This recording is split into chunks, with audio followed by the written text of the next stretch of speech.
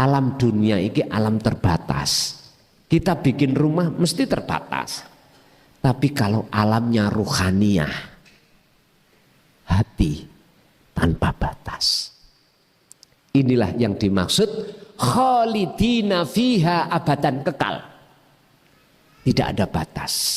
Makanya orang yang meninggal itu awal proses perjalanan di alam yang tidak ada ujungnya. Udah.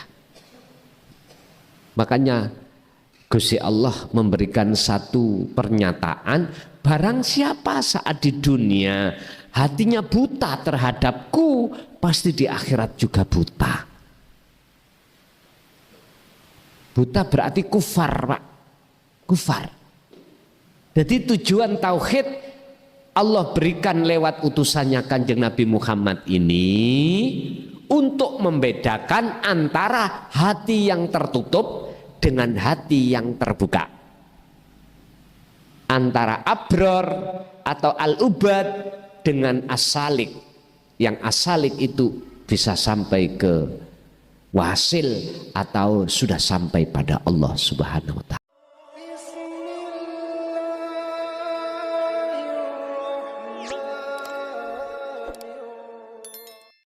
Assalamualaikum warahmatullahi wabarakatuh. Bismillah, alhamdulillah, wassalatu wassalamu ala rasulillah Sayyidina wa maulana Muhammadin ibn Abdillah wa ala alihi wa sahbihi wa mawalah mab'adah. Pemirsa yang dirahmati Allah, marilah kita sama-sama ikuti dan kita dengarkan mau tausiah dari Romo Kiai Mukhlason Rosid, pengasuh pondok pesantren Jaya Baru Bangsal Mojokerto. Marilah kita dengarkan bersama. Assalamualaikum warahmatullahi wabarakatuh.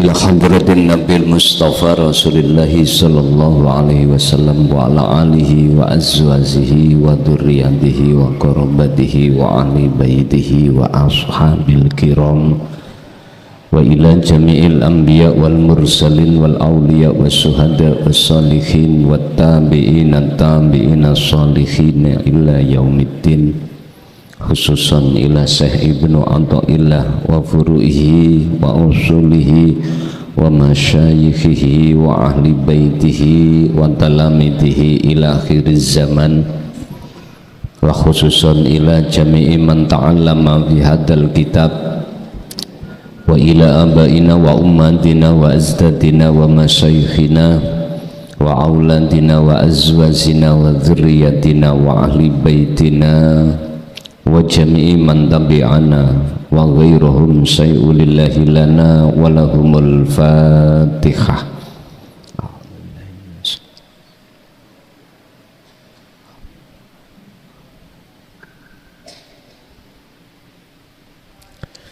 Bismillah, alhamdulillah, la khawla wa la quwwata illa billah. Asyhadu an la ilaha illallah wa asyhadu anna Muhammadan abduhu wa rasuluh. Allahumma salli wa sallim wa barik alaihi wa ala alihi wa ashabihi ajma'in, amma ba'd. Hadratul muhtaramin, dumateng para alim, para ulama, asatid wa asatidah, tokoh masyarakat, tokoh agama, sesepuh, bini sepuh, wabil khusus sedaya jamaah, seluruh jamaah baik yang hadir di majelis maupun yang di luar, dan juga sahibul bait, Abah Makmun sekeluarga, kulluhum ajmain rahimakumullah.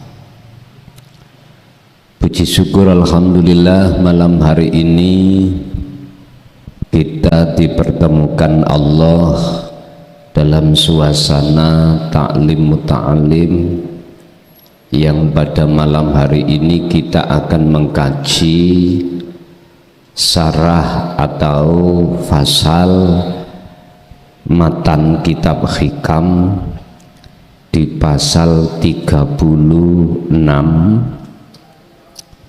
yang membahas tentang masalah cermin ruhaniyah pada diri seseorang itu sebetulnya bisa dilihat dari apa yang terjadi secara jasmaniah.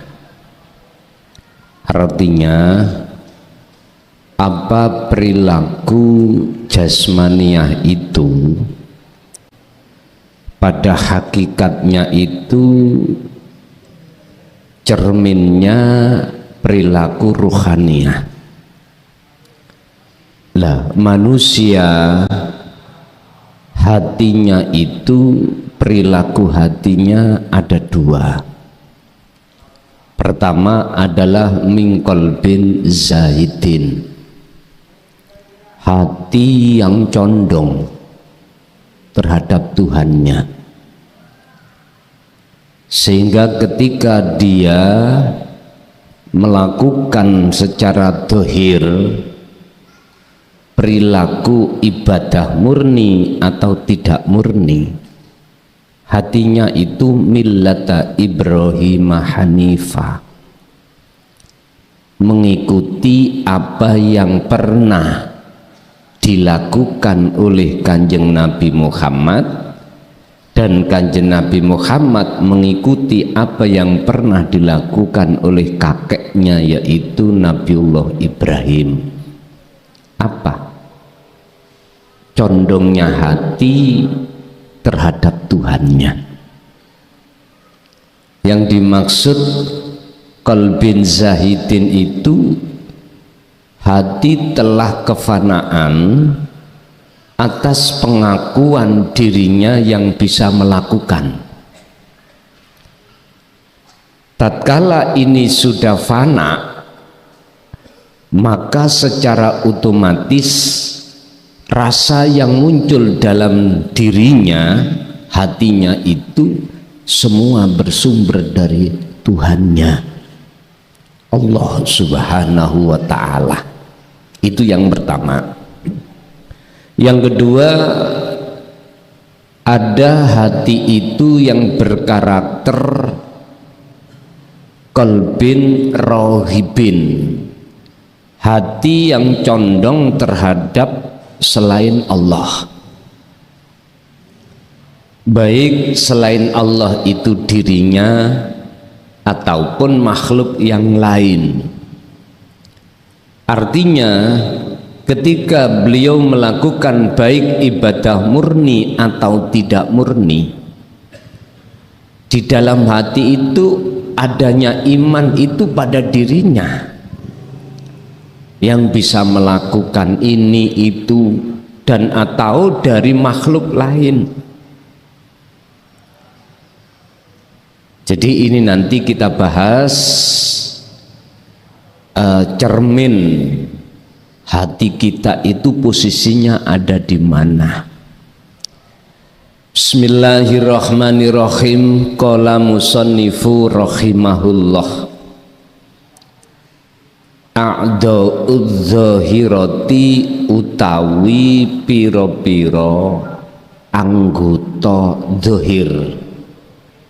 Anggota dzahir itu tangan, kepala, apapun anggota dzahir.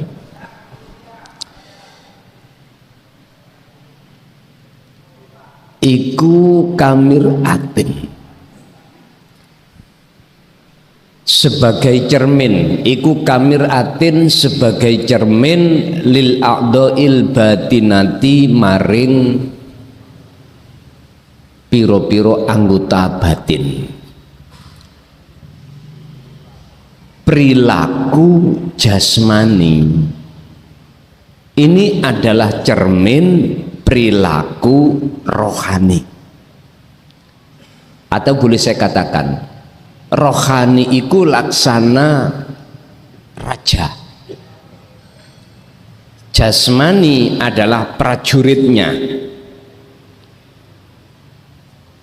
Bergeraknya prajurit tergantung perintah dari sang raja. Jikalau sang rajanya zalim, otomatis perintai terhadap prajurit itu zalim.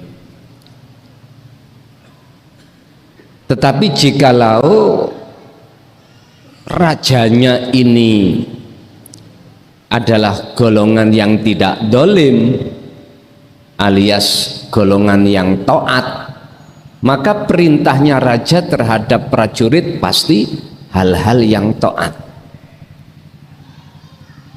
Yang kumaksud raja niki adalah hati ruhaniyah ini. Kalau ruhaniyahnya itu condongnya pada Allah, jasmani ikut. Begitu juga jikalau ruhaniyah condongnya itu terhadap dunia, pasti jasmania itu dipaksa untuk mengikutinya. Nggak bisa, jasmania itu akan membantah terhadap ruhaniyah, nggak bisa. Mastaudiu ma utawi apa istudiu kang den titipake apa ma fi ghaibis sarairi ing dalem samare pira-pira ati iku zahara pertelo apa ma fi syahadati dzawahiri ing dalem nyatane pira-pira perkara kang zahir. Apa perkara yang ada di dalam hati itu akan wujud ketika saat perkara itu terjadi pada diri jasmani. Satu contoh, tadi di rumah kita itu punya kehendak, keinginan. Apa keinginan kita? Oh, ngaji. Akhirnya ruhaniyah merintahkan terhadap jasmaniyah untuk berangkat. Jasmaniyah tetap nggak bisa mengelak berangkat. Lah, keinginan yang samar di dalam hati tadi itu akan nyata tatkala jasmaniyah itu sudah sampai di lokasi ini. Berarti ngaji kita itu atas dasar keinginan yang terpendam di dalam ghaibil asror, yaitu hati kita. Bapak Ibu, kalau boleh kami tarik dalam fasal yang lain antara kodok dan takdir, ya ini kodok adalah suatu catatan yang Allah tulis di dalam lauhil mahfud, berarti ya keinginan panjenengan tadi. Lah, nyatanya kodok menjadi kodar, yaitu yang sering kita sebut sebagai takdir. Berarti takdir ini adalah nyatane kodok yang sudah Allah tetapkan. Jadi kalau jenengan ingin tahu wujudnya kodok, ya ketika saat terjadinya takdir. Loh, ini kehendak keinginan yang ada di dalam hati panjenengan ini adalah lauhil mahfud.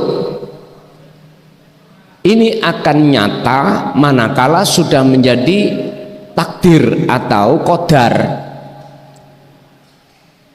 yaitu keinginan yang kita laksanakan ini akhirnya disebut takdir. Makanya ada yang tanya, apakah takdir itu bisa diubah? Nggak bisa, karena sesuatu yang sedang atau sudah terjadi. Yang bisa diubah adalah kodok, ketetapan. Misalkan jenengan mau ke sini, ganti keinginan, Gara-gara apa diminta istri atau anak atau suami, udah nggak usah ngaji karena anak kita itu lagi sakit. Ayo kita bawa ke sana, ke rumah sakit. Asalnya ada keinginan, Pak. Sudah mulai tadi habis duhur atau habis asar karena melihat status, oh ngaji di Semampir. Udah ada, tapi ini akan bisa berubah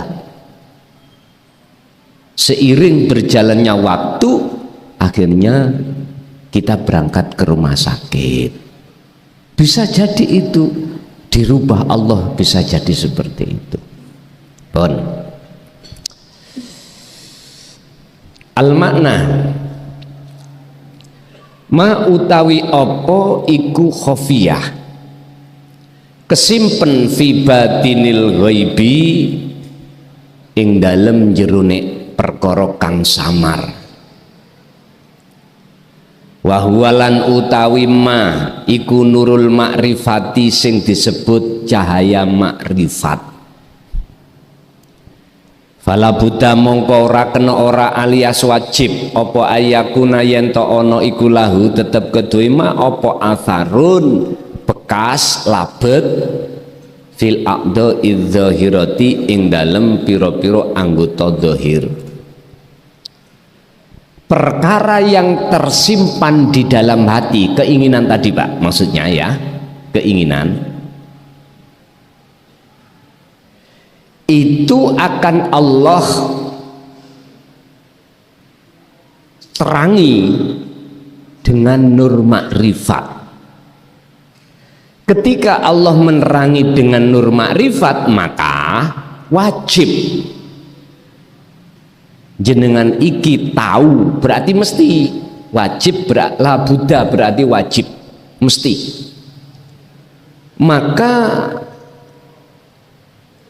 jenengan akan tahu bahwasanya ini nanti akan membekas di dalam perilaku dohiriyah. Satu contoh, nur makrifat ini sudah dinyalakan Allah, maka otomatis perilaku jenengan ini baik secara dohir, lebih-lebih secara ruhaniyah mesti sampai pada Allah. Anugerah yang termulia yaitu takwa atau makrifat bertemu Allah itu mesti terjadi. Bapak Ibu, alasan Allah menyalakan nur makrifat kan jenengan sudah melewati proses nafi toh, sudah melewati proses nafi, akhirnya isbat. Artinya gini, ketika saat ruhaniyah itu Allah jatuhkan di maqam muraqabah, jenengan kan hati selalu zikir toh. Ketika itu Allah pasti akan menarik ruhaniyah Anda di dalam alam fana. Setelah itu Allah tarik lagi ke alam makrifat. Loh, disinilah Bapak Ibu antara alam ini Allah menyalakan namanya nur makrifat. Dalam kitab dalam fasal yain disebut warid,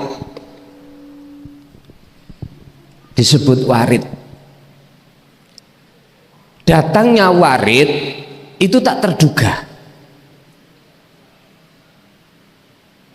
datangnya makrifat, datangnya nur makrifat itu otomatis. Olehnya Allah menyalakan nur makrifat itu karena ada alasan. Apa alasannya? Iki bicara proses Pak. Kalau betul-betul jenengan sudah kesebut salik, itu pasti selalu dzikir hati itu.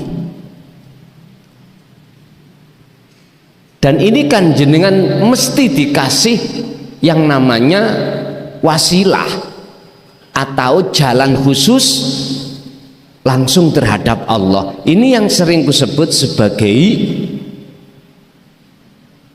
adzikru bisiril asror. Niki yang sering kula sebut. Itu sebagai wasilah. Wabtagu ilaihil wasilata wajahidu fisabilihi. Wajib ini sampai bawa tatkala jenengan ini betul-betul menginginkan untuk cahaya makrifat itu Allah nyalakan. Loh, ketika sudah terbiasa hati berzikir, maka disitulah alasan mengapa Allah itu menyalakan nur makrifat.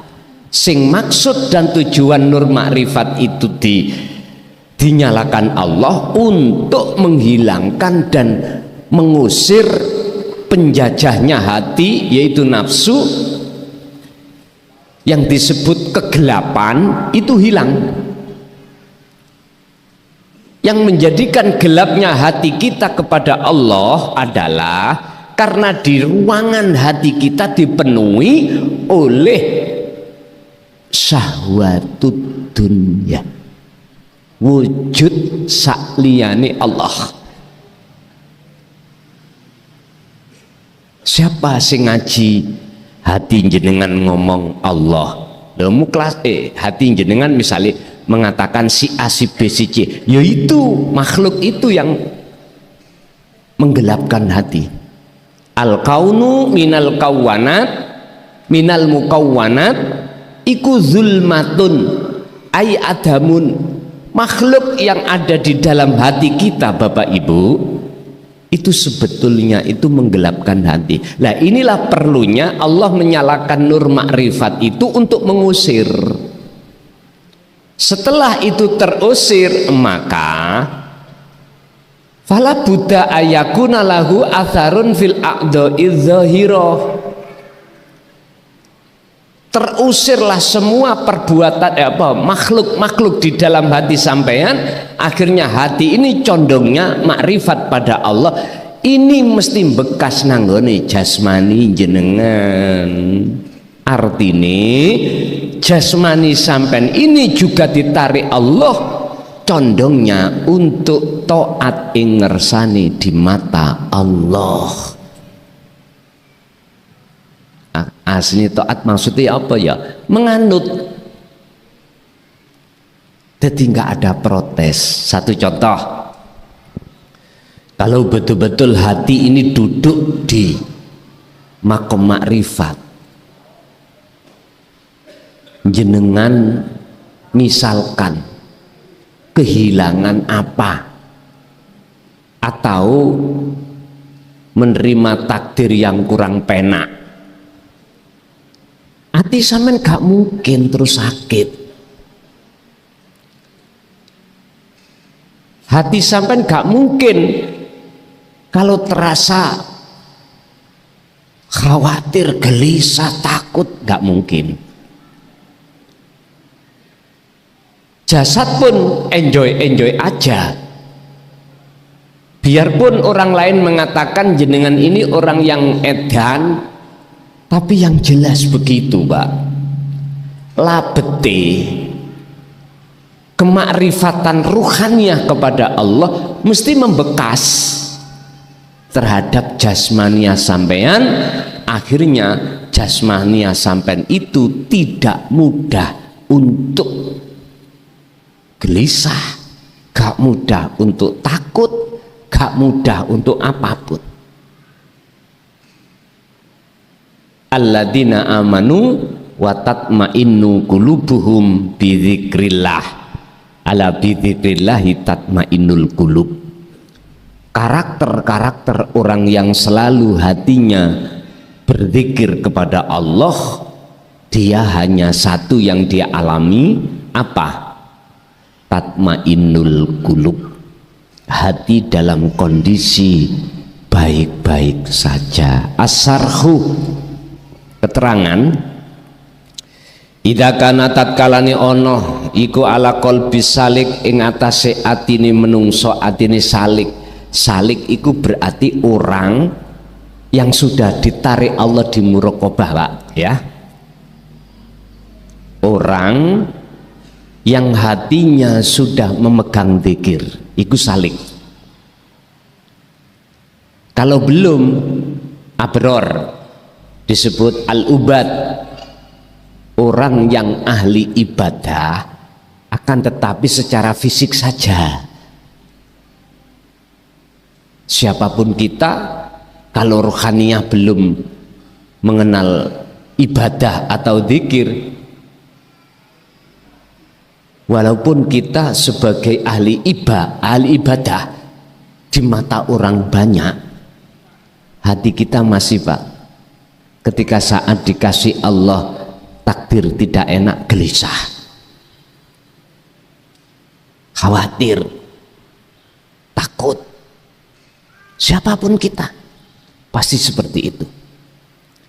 Wis, idza kana tatkalane ono iku ala qalbi salik ing atase atine salik, orang yang hatinya ada satu keinginan untuk mendekat dan bertemu Allah. Ini kan teladan Kanjeng Nabi, liman kana yarjullaha wal yaumal akhirah. Hati seseorang yang ada keinginan melakukan tindakan mendekatkan diri dan bertemu Allah. Ini kita teladani Rasulullah. Al-Ahzab 21. Untuk masuk kemana? Wal yaumal akhirah, bertemu Allah di alam akhirat. Ya di dunia ini, Pak. Ruhaniyah sampean wajib untuk masuk ke alam akhirat. Ini kata perintah. Sesuatu yang diperintahkan, perkara yang diperintahkan itu mesti sudah disiapkan. Saya disuruh minum, pasti minumnya sudah ada. Teladan Kanjeng Nabi itu contoh itu berarti terjadi. Bukan mau idotul hasanah. Kalau mau idotul hasanah tingkatannya kita ini ngaji ini mau idotul hasanah. Lah Rasulullah uswah, contohnya bagaimana? Liman kana yarjullaha, hati harus ada respek, satu keinginan untuk mendekat dan bertemu Tuhannya. Nah niki harus dibekali, Pak, sebab tidak semua orang pasti ada keinginan hati untuk bertemu Allah.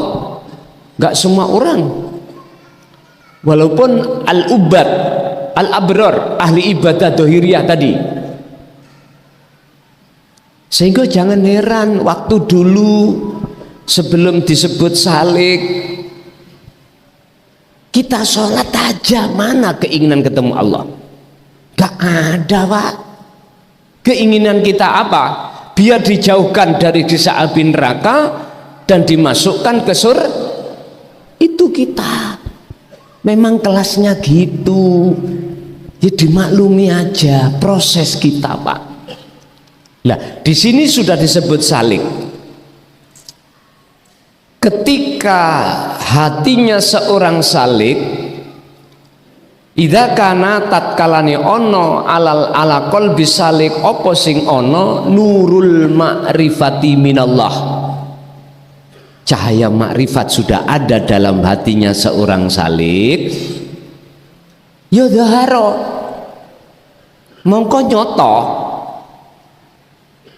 apa atharu hadan nur fil a'dha'i dzahirati. Cahaya makrifat yang ada di dalam hati itu akan nyata terbekas di dalam anggota dohir. Yang berupa bagaimana? Yang berupa bagaimana? Cahaya makrifat batin terus membekas dalam dohir. Gini, Pak, pasti segala tindakan perbuatan jasmani mesti ingat Allah. Tadi dikatakan apabila cahaya makrifat itu sudah menyala di dalam hati seorang salik, akhirnya salik disebut wasil. Salik itu kan orang yang dalam perjalanan, ya toh? Kalau wasil itu sudah sampai perjalanan. Lah dikatakan wasil sebabnya nur makrifat sudah dinyalakan. Itu mesti nur makrifat itu akan membekas di dalam jasmania. Apa bentuknya? Apa? Perilaku dohir sampai kali kula niki lho Pak, mesti berakhlak. Artinya selalu juga ingat Allah. Tangan dia berzikir, semuanya berzikir. Dan itu yang tahu kan diri si Salik sendiri. Orang lain bagaimana dia akan tahu? Wong nur makrifat niku didapatkan atas dasar anugerah Allah pada hamba yang dikehendaki. Orang lain pasti mengatakan gini, lah ya si A itu loh, kok sekarang sifatnya kok beda ya, kok beda dengan biasanya. Biasanya gitu. Tapi yang jelas si A ini andai kata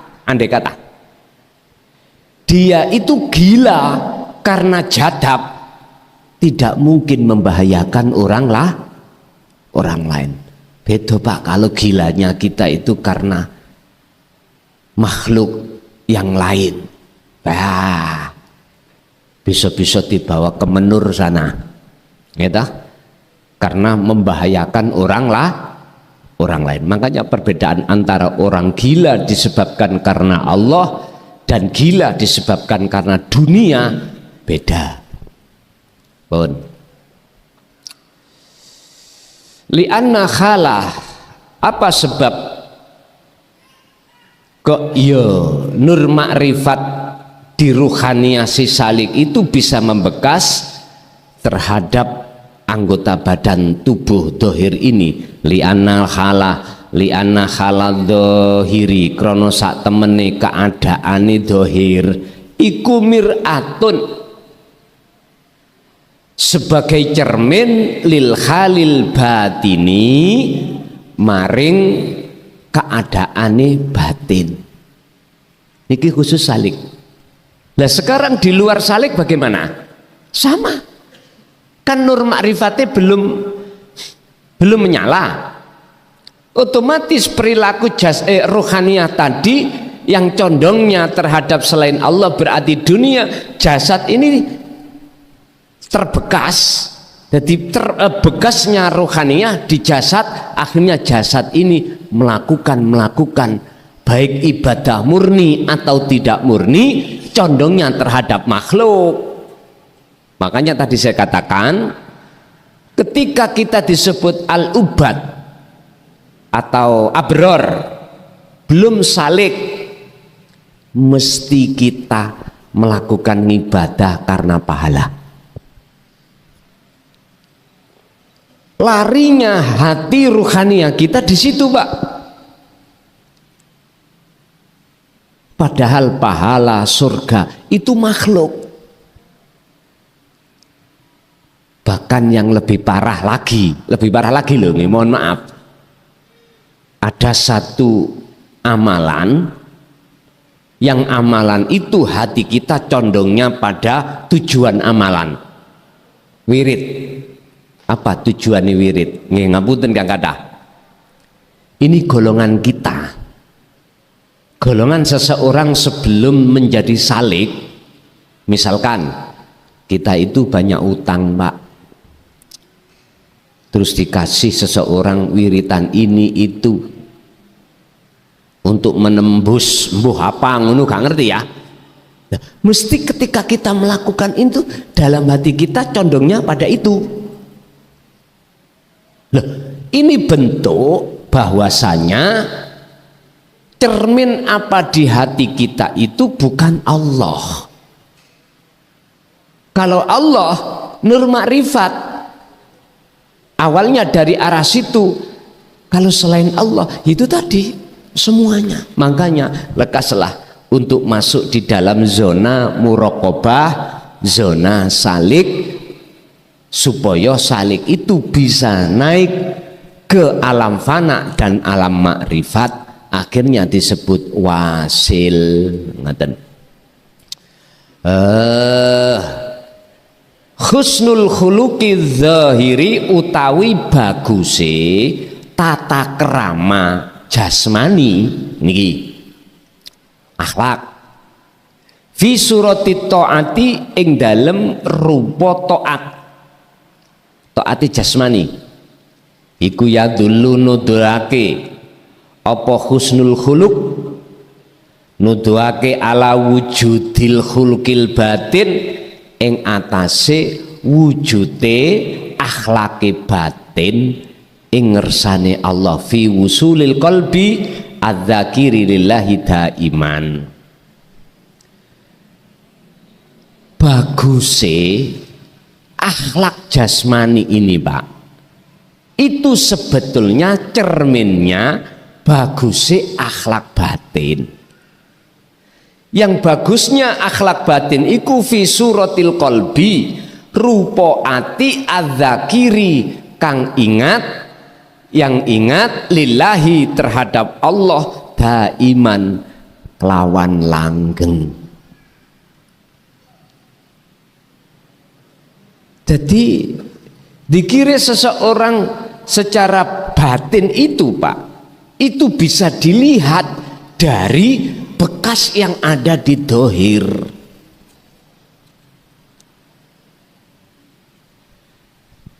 Apabila nihayah itu benar, apabila bidayah itu benar, maka nihayah mesti benar.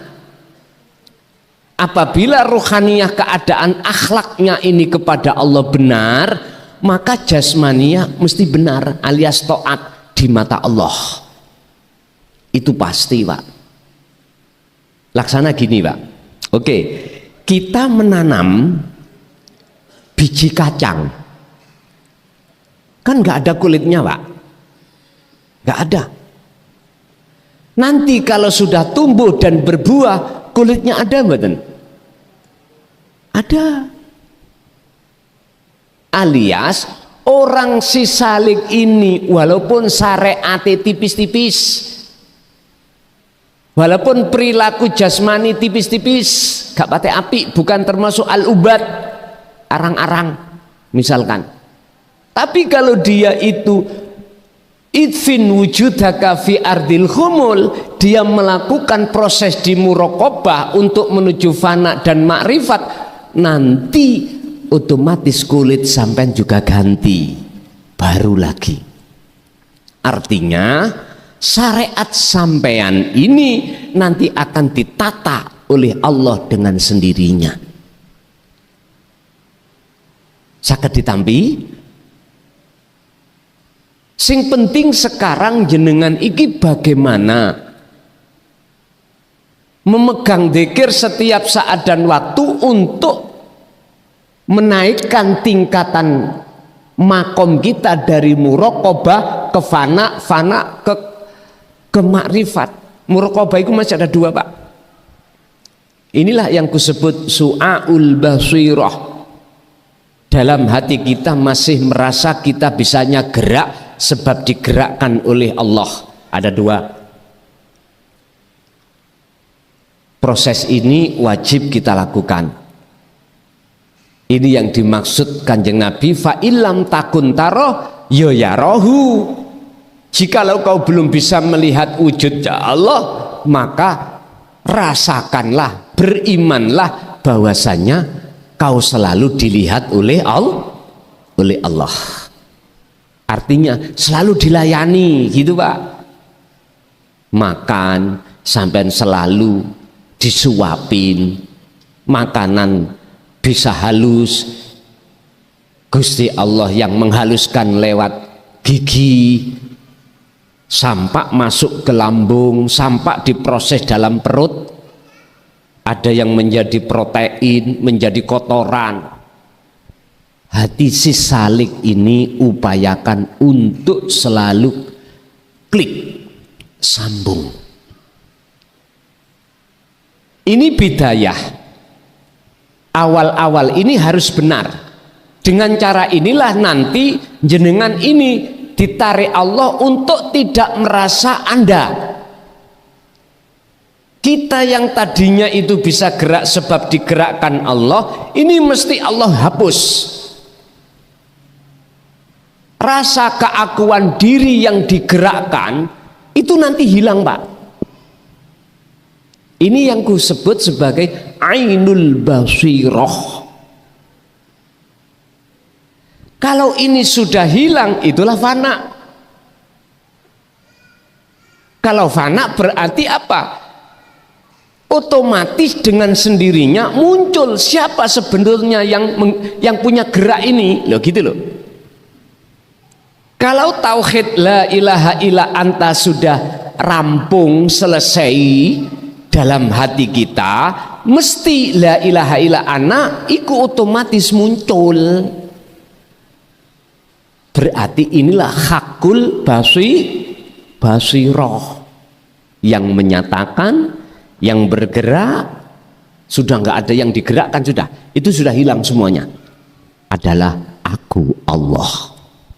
Sama dengan gini, ini spidol, ketika tak tutupi nggak akan tampak nyata spidol, tapi dalam hati kita ada iman. Kalau di situ ada spidol, loh imannya dari mana? Padahal kita belum tahu. Gak mungkin toh Pak, kita ujuk-ujuk dari sana ke sini ada kopiah, terus hati ada iman kalau di dalam kopiah ini ada spidol. Gak mungkin.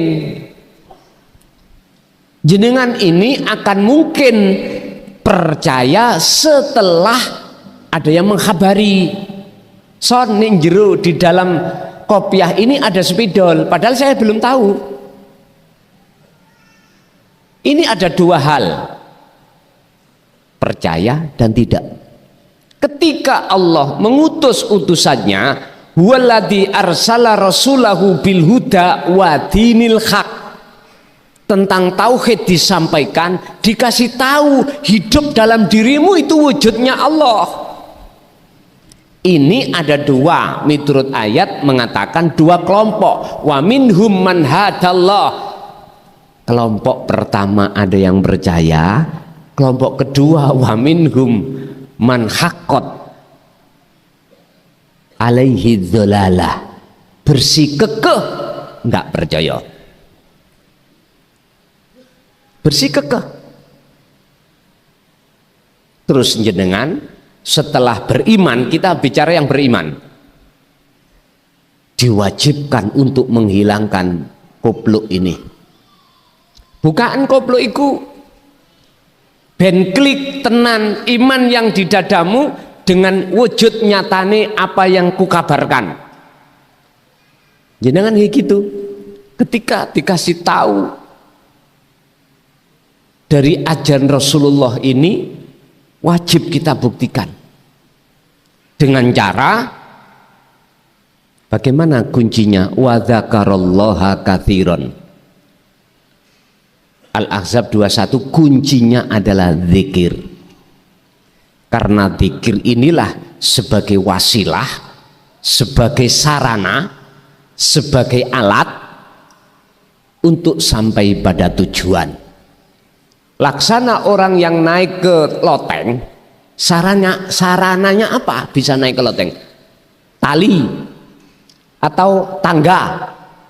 Wajib sampai kali kula ini berjalan menaiki tangga. Inilah Pak disebut salik. Wajib jenengan iki berzikir, yang zikir yang kumaksud untuk bisa mencapai pada puncak adalah sirul asrar. Yes, ini Allah tuangkan di dalam kejadian kisah Nabiullah Yunus ketika saat beliau ikuti telan ikan. Dikirnya mengucap la ilaha illa anta subhanaka inni kuntu minadz.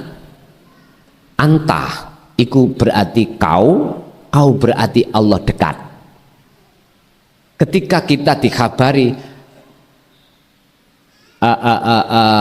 fi kulli mukawwanat khafiyun hayyun wa huwa wujudullah, urip di dalam dirimu iku lho wujude Allah dekat toh.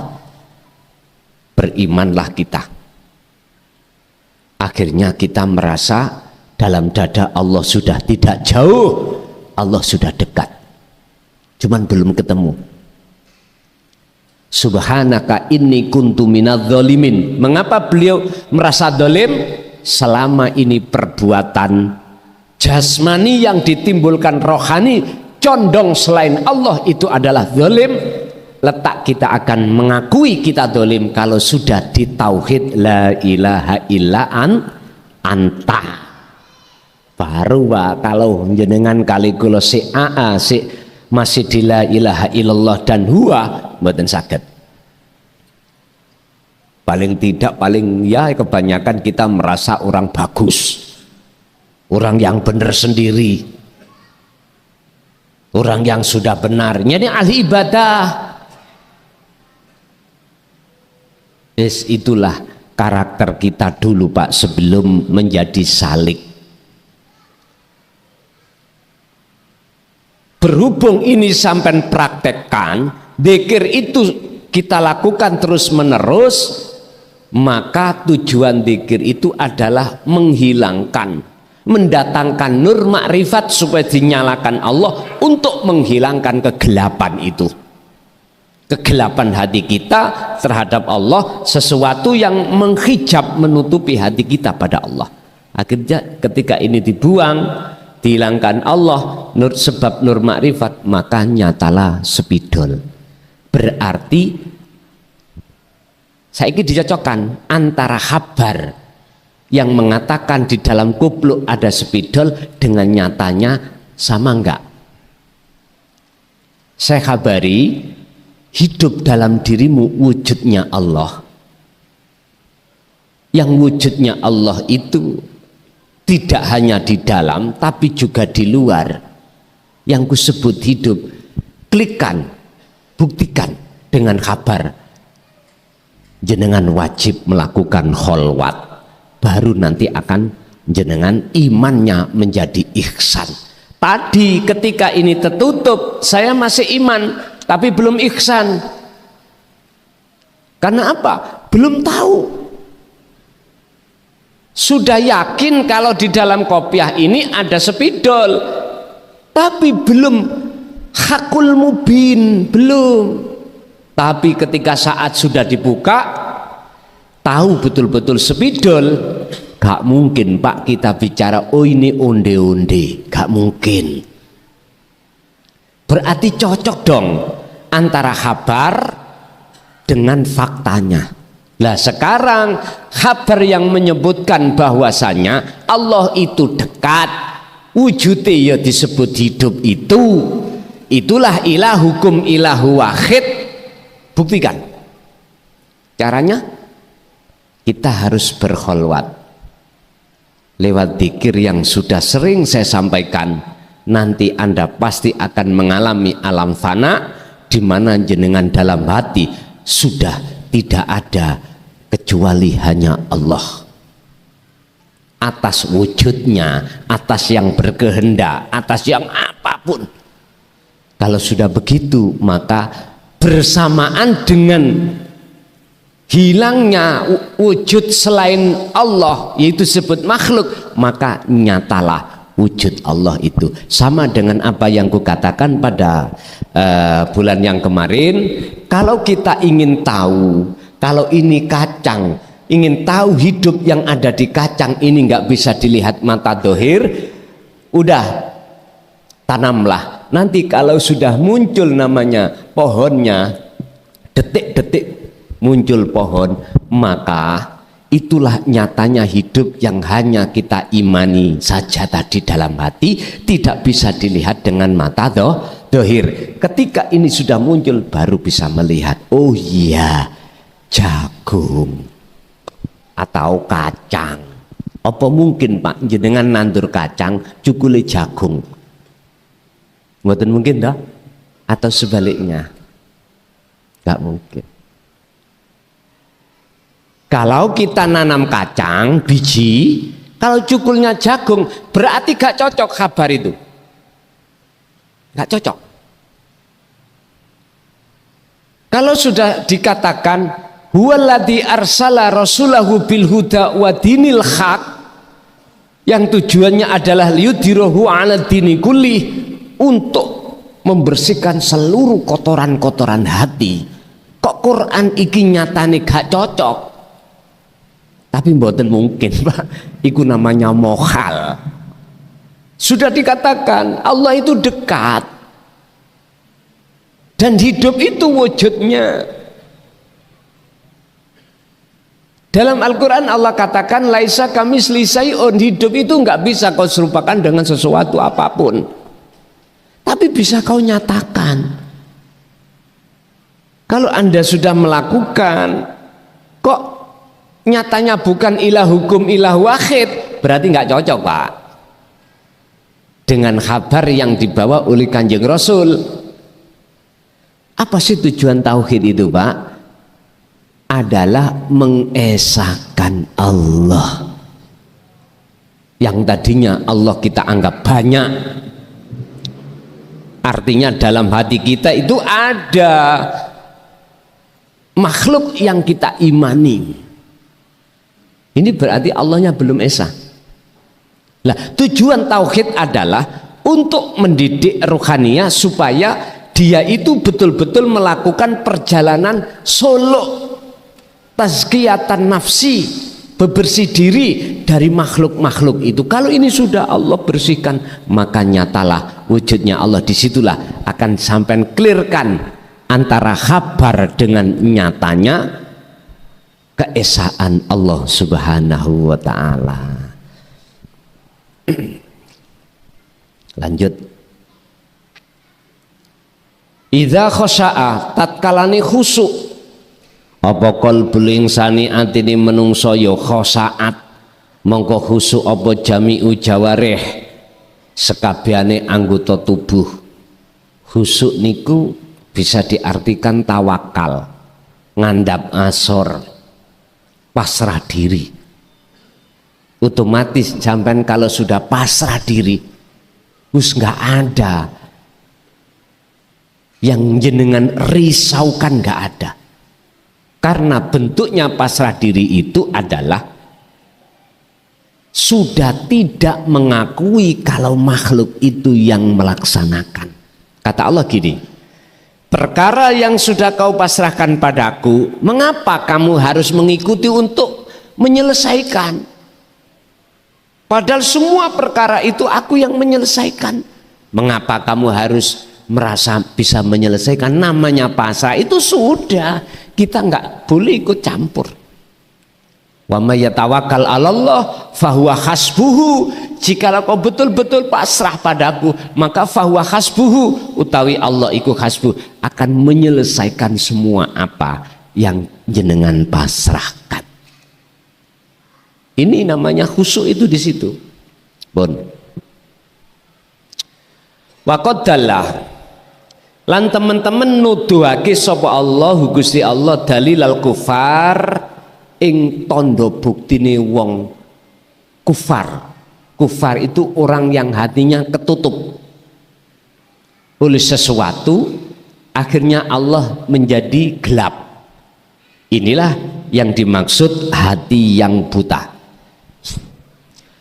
Rupane faqala dawuh sapa Allah, wa idza dzukira smullahi wajahadu biha wastahza'u biha, yaqulu fi surati Zumar, ayat di dalam surat Az-Zumar ayat khamisata wal arba'in, berarti 45. Wa idza dzukira, tatkalane den sebut apa Allahu isim jenenge Allah, wahdahu khali sijine Allah.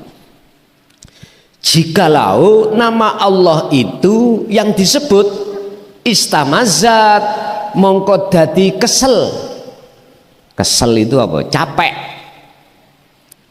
Apa qulubul ladina amanu, apa qulubul ladina la yu'minun, piro-piro hatinya orang-orang yang nggak percaya. Gak percaya tentang apa? Bil akhirah, tentang akhirat pertemuan ini. Kan dikatakan akhirat itu gak usah nunggu besok, sekarang. Gak percaya Pak? Ya besok akhirat itu. Dulu pelajaran kita kan masih nyampe bahwasanya akhirat kan setelah nanti kiamat Pak ya. Yes, memang gitu Pak. Memang gitu. Ayat ini tatkala kami tarik dari sisi ma'ani atau mutasabihat, jadinya apa? Sekarang. Kita bicara sekarang. Akhirat itu sekarang. Terus siapa nggak percaya? Sing nggak percaya siapa? Golongan mana? Ya sudah, saya nggak berkatakan. Kita kalau hati itu ketutup Pak, kufar, nggak akan percaya tentang tauhid. Bahkan berani mengatakan dalika dolalatun, itu ilmu sesat itu. Pasti gitu Pak. Saya berani mengatakan seperti ini karena memang keadaan proses itu pernah kualami. Nggak percaya. Susah Pak, karena hati kita tertutup. Di sini dikatakan dalam surat Az-Zumar, maksud akhirat itu sekarang, bukan besok. Terus bagaimana kita caranya untuk masuk? Lah ini boro-boro kita mengatakan bagaimana cara untuk masuk bisa diterima, menyampaikan tok, hanya menyampaikan akhirat sekarang, nggak percaya, udah diem mau. Kalau besok Pak, mengapa Rasulullah kei teladan? Laqad kana lakum fi Rasulillahi uswatun hasanah liman kana yarjullaha wal yaumal akhirah. Ayo. Bahkan dalam Al-Qasas sering saya katakan, wabtaghi, raihlah, carilah fima ing dalam opo ataka yang sudah Allah siapkan, yang sudah Allah anugerahkan. Apa yang sudah dianugerah? Darul akhirah. Allah wis perintah, wabtaghi niki kalimat perintah, berarti Gusti Allah wis nyiapne apa sing diperintahke. Son umben kopi ini mesti wis disiap nih. Gak mungkin muncul kalimat son umben terus gak ada, gak mungkin. Paham maksudku lho Pak nggih? Sekarang bagaimana caranya dalam hati sampean kali kula niku ada klik sinar yang bisa terima sehingga nggak kesebut kufar, tidak kesebut golongan kufar. Angel Pak, wong Gusti Allah ngeklik no ngaji niki atas dasar pilihan kok. Kalau hati yang tidak terpilih gak mungkin bisa menerima. Yastami'unal qaula fayattabi'una aksanahu. Bon. Ketika nama Allah itu disebut, maka orang-orang yang nggak percaya tentang akhirat dadanya itu kesel, muring-muring.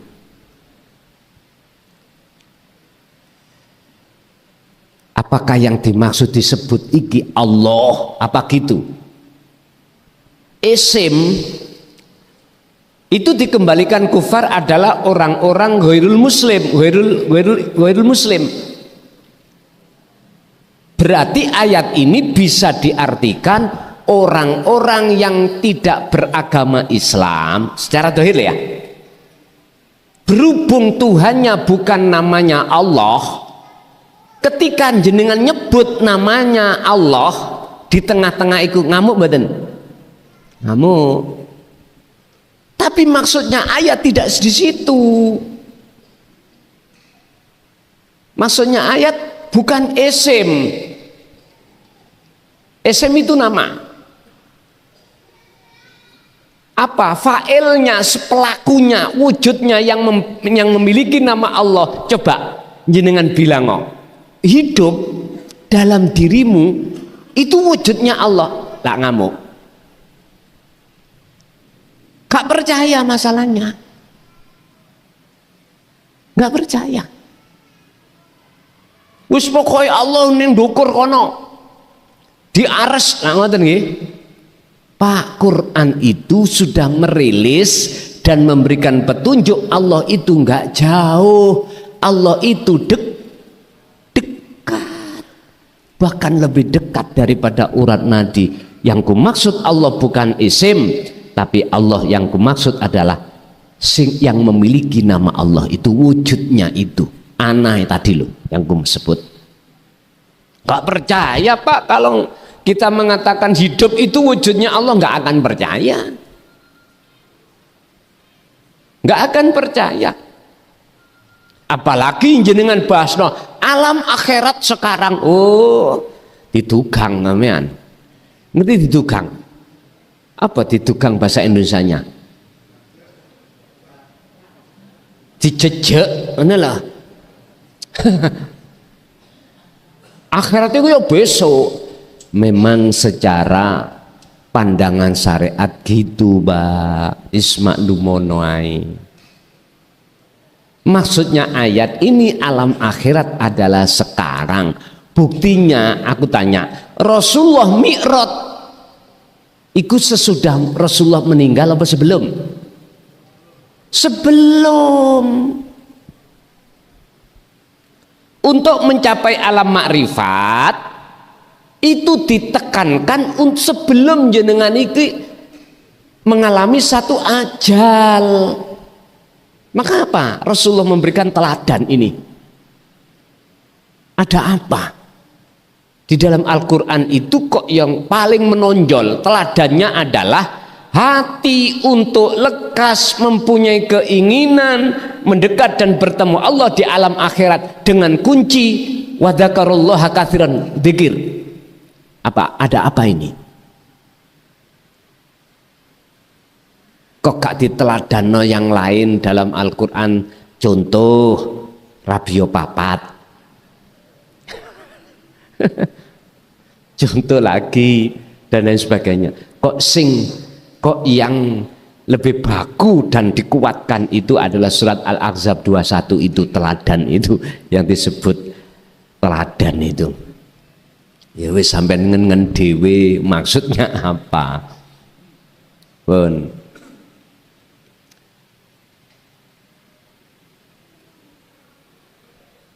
wa idza dzukira lantat kalane disebut apa alladzina nomo-nomo min dunihi kang sakliyane Allah. Mereka itu Pak yang kufar itu loh. Jenengan gak menyebut nama Allah, gak bahas tauhid misalnya ya. Yo idan dumadaan hum utawi mereka iku yastabsyiruna padha bungah. Nek sing disebut kesenengane saweneng. Nek dibahasno iku ilmu tauhid ngaji telek ah. Alergi aku. Kadang-kadang bilangnya gini, duduk tempatnya. Ini tempatnya umum, bukan tempatnya. Tapi nek dibahas sesuai dengan apa yang dia sukai, beda Pak. Ayatnya mengatakan hum yastabsyirun, seneng. Apalagi dibahas utangmu piro? 200 juta. Nyoy iki carane untuk ndang iso nyaur. Seneng mboten? Masuk wanang. Enggak jauh berbeda dengan jenengan kali kulo. Kalau hati itu sudah condongnya pada Allah si salik, kalau dibahas tentang ilmu hakikat sampai subuh betah. Gini sing remek tapi. Sampai subuh betah. Karena sudah makanannya Pak. Sudah makanannya. Nggak jauh berbeda lah, sama lah Pak, gitu loh. Kalau jenengan ikut dikajikan ilmu sing condongnya ke dunia, bicaranya apa hati? Gak wani ngomong terhadap orang lain hatinya. Ngaji ora enek isine. Lah ning ati ngomong. Aja suwe-suwe. Biasa ngono kowe. Panganane dewi-dewi. Bon. Ya difu sapa Allah Ta'ala fi hadil ayah. Ya difun rangake sapa Allah Gusti Allah Ta'ala fi hadhil ayati ing dalam ika ayat nerangke apa? Mauqifal kufar, tentang sikapnya orang kafir, orang yang hatinya tertutup oleh dunia ketika saat disampaikan dinut tauhid. Gusti Allah wis menerangkan sikapnya itu lewat ayat itu. Apa? Dia nggak suka apabila itu dibuka, berbagai macam alasan. Ala khilafi mauqifil mukminin, ya berbeda jauh dengan orang-orang orang-orang yang mukmin. Artinya beda banget dengan salik. Ketika saat dibahaskan tentang suluk, nyuwun sewu lho Pak, banyak ini yang kuterima bolo-bolo teman-teman saudaraku sebelum tahun 2014 itu ketika mengkaji tentang thariqah atau mengkaji tentang ilmu tauhid, ilmu sejati, ilmu tauhid, itu banyak yang belum kebuka. Karena memang apa? Pada saat itu Allah menutupi betul dari para masyayikh atau romo, sehingga ketika menjelaskan itu tidak sevulgar ini. Akhirnya kita sebagai murid kebingungan Pak. Aku juga ngalami puluhan tahun Pak. Ya Allah, saya mulai 74 itu, mulai 74 mencari yang namanya susuane angin. Bahkan pengalaman pisan dijotos oleh abah saya. Gara-gara saya bilang sudah ketemu apa? Lesus. Itu angin membawa apa namanya? Kotoran-kotoran itu Pak. Tak anggap aja itu susuane angin. Saya lapor, tidak dijawab ke apa-apa, langsung saya dijotos. Bukan itu maksudnya. Bingung. Mengapa gak langsung urip ning awakmu ning jabamu iku iki lho. Kok gak seperti itu? Karena pada saat itu memang Gusti Allah ya mendelikkan, dibikin susah ya, biar jenengan kali kula terus giat dan giat untuk mencari.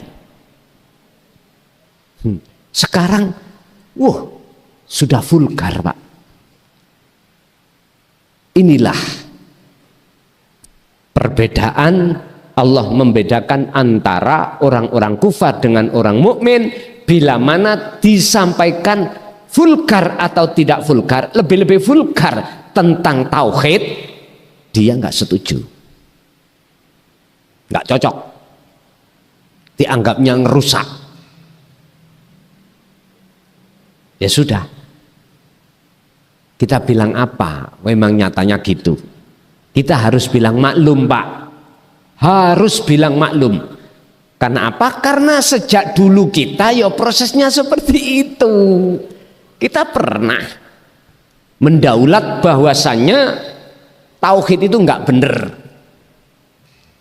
Ketika saat kita masih digolongkan Allah ruhaniyah itu al-kufar, orang yang hatinya tertutup dengan perkara selain Allah.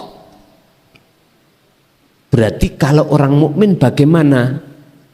Yaiku alladzina utai wong akeh tatmainu kang padha seneng apa nufusuhum pira-pira jiwanya alladzina amanu, wong sing mukmin tambah seneng Pak nek dibahasno ngeten. Ya iki yang saya cari dulu puluhan tahun gak paham, walaupun lewat YouTube niku lho. Ati niku langsung klik, dicari dicari di mana ini, di mana? Oh, di Kalimantan. Macam-macam toh sakniki kuwatah. Ketepatan sampean buka TikTok, angen-angen, kaget, mesti kaget sampean. Loh, iki yang ku cari selama puluhan tahun. Ya sudah, digerojok terus sampean. Makanya di sini dikatakan alladzina tatmainnu nufusuhum idza qalu. Ketika disampaikan itu mesti hatinya, hati sampean seperti orang makan tidak kenyang-kenyang. Lo lapar terus dicari di mana tempatnya ya. Akhirnya menemukanlah kalimat hadza kulluhu minallah. Semua ini datangnya hadiah ini dari Allah. Hadiah itu Pak hanya diberikan orang tertentu loh Pak. Namanya hadiah, ya dah. Mboten diberikan pada sembarang orang, enggak, namanya hadiah. Mesti niki, mesti orang itu punya apa ya? Oh, namanya hadiah. Prestasi, betul. Punya prestasi. Makanya namanya hadiah itu hanya Allah berikan orang yang hamba Allah kehendaki. Siapa? Yaitu orang yang dimaksud alladzina tatmainnu nufusuhum. Mereka yang ketika saat disampaikan tauhid hatinya seperti disiram es, dicari. Laksana 1 tahun tidak pernah minum, lalu ada air bayuh rasane koyok-koyok sak laut iku dilek kabeh.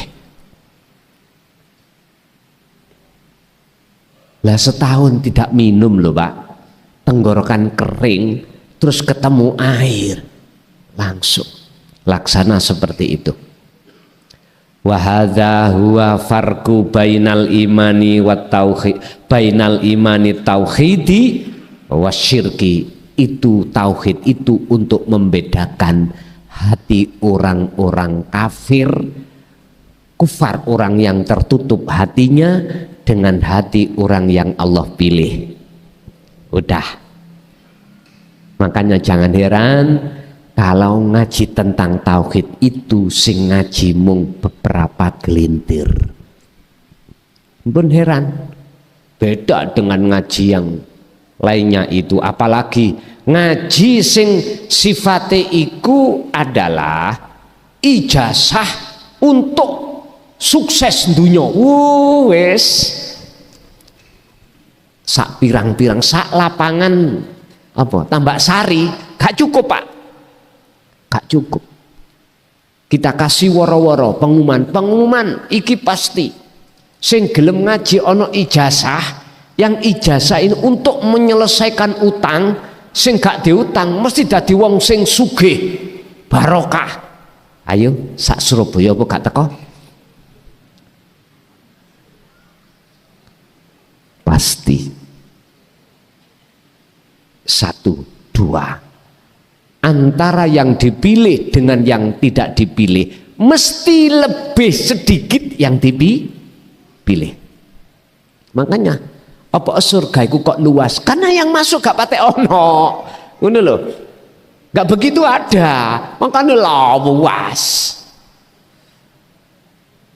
Besok iku yo katanya cerita. Luasnya surga itu apabila kau itu dapat empere rumah, itu masih luas daripada Jawa Timur. Bayuh nyaponi apa Pak oleh nyapu sesuk itu. Kesel nyapu menegano. Kalau nggak ada pembantu. Sebetulnya Pak, ada istilah sing jero segarane. Itu orang yang hatinya sudah tenggelam di dalam bahrut tauhid. Itu sudah tidak ada batas. Alam dunia ini alam terbatas. Kita bikin rumah mesti terbatas. Tapi kalau alamnya ruhaniyah, hati tanpa batas. Inilah yang dimaksud khalidina fiha abadan, kekal, tidak ada batas. Makanya orang yang meninggal itu awal proses perjalanan di alam yang tidak ada ujungnya. Udah.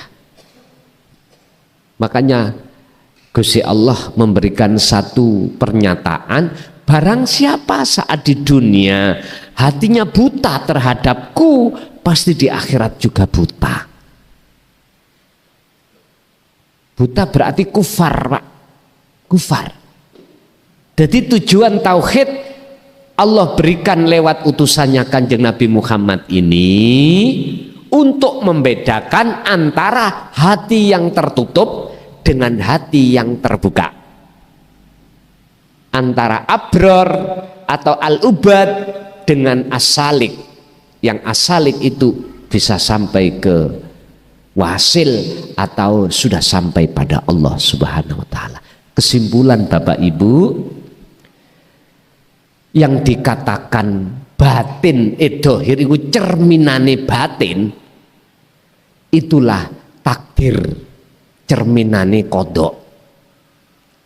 Apapun kodok yang dilakukan kita terima, itu enggak beleset sama sekali apa yang dikatakan sebagai kodok. Istilah bahasa HP saya, tak buka kok ada gambar orang makan, mesti di dalam filenya itu orang makan. Ketika tak buka, sebelum tak tombol foto orang makan, ya gak metu gambarnya. Tapi file berhubung ada, tak buka, dus secara dohir kelihatan orang makan. Gak mungkin file ini gambar orang makan, tak petik, klik orang gendaan. Mungkin boten mungkin. Artinya apapun takdir yang terjadi secara dohir itu cermin dari kodok. Apapun perbuatan jasad ini Pak, ini cerminan daripada perbuatan ruh. Tergantung ruh ini mingkol bin golongannya zahidin atau rohibin, condong ke Allah apa condong ke selain Allah. Pemirsa yang dirahmati Allah, begitu tadi uraian dari Gus Mukhlason Rosid. Semoga apa yang telah diuraikan dan didawuhkan tadi bisa menjadikan tambahan ilmu pengetahuan bagi kita semua, yang akhirnya apa yang didawuhkan tadi kita laksanakan dan kita amalkan. Yang akhirnya apa yang kita lakukan, utamanya masalah ibadah kita bisa menjadi sempurna. Demikian dari kami, kurang lebih mohon maaf. Assalamualaikum warahmatullahi wabarakatuh.